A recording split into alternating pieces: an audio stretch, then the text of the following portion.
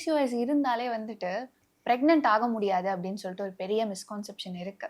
ஆக்சுவலா இது உண்மையா இல்ல இஸ் இட் ரியலி மிஸ்கான்செப்ஷன்? நான் ஃபர்ஸ்ட் சொன்னேன் இல்லையா, பிசிஓஎஸ்ல வந்து ஓவலேஷனை வந்து கால்குலேட் பண்ண முடியாது. ஸோ இப்போ கல்யாணம் ஆயிடுச்சு, ஓகே, நிறைய பேர் வந்து என்ன தெரியுமா சொல்லுவாங்க, மேம் கல்யாணத்துக்கு முன்னாடி பீரியட்ஸ் ரெகுலராக தான் இருந்துச்சு, கல்யாணத்துக்கு அப்புறம் பீரியட்ஸ் வந்து இர்ரெகுலர் ஆயிடுச்சு அப்படின்னு. அப்படியே ஹஸ்பண்ட் திரும்பி அப்படின்றது கல்யாணத்துக்கு அப்புறம் பீரியட்ஸ் இர்ரெகுலர் ஆயிடுச்சு அப்படிங்கிற மாதிரி. ஏன் அப்படின்னா, இப்போ அம்மா வீட்டில் இருக்கும் போது நீ எத்தனை மணிக்கு வேணாலும் எந்திரிப்ப, எப்போ வேணாலும் சாப்பிடுவேன், எங்கே வேணாலும் whatever you feel like eating, doing, you will do it without any restrictions.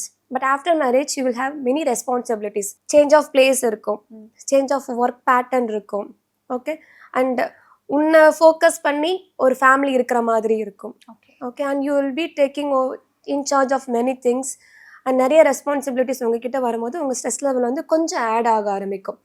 அப்போ நான் இதை பண்ணி ஆகணுமே, இதை முடிச்சு ஆகணுமே, நான் இந்த இடத்துலேருந்து இவ்வளோ தூரம் ட்ராவல் பண்ணி என்னோட ஒர்க் பிளேஸை ஃபுல்ஃபில் பண்ணி என்னோட டார்கெட் அச்சீவ் பண்ணி நான் திரும்ப வீட்டுக்கு வந்து ஹஸ்பண்ட் பார்க்கணுமே, அண்ட் அந்த வீட்டில் இருக்கக்கூடிய வாட் எவர் இட் இஸ், இதை joint family or individual family, அந்த ஃபேமிலியை டேக் கேர் பண்ணணுமே.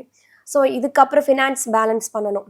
இதெல்லாம் வந்து ஆஃப்டர் மேரேஜ் ஒரு பொண்ணுக்கு வந்து ஆட் ஆகும்போது, ஃபுட் பேட்டர்ன்ஸ் மாறும்போது, அம்மா வீட்டில் சாப்பிட்ட மாதிரி அவள் குக் பண்ணி சாப்பிட்றதா இருக்கட்டும், இல்லை யாராவது மெய்ட் ஹெல்ப்புக்கு வச்சு சமைச்சு சாப்பிட்றதா இருக்கட்டும், there will be a change.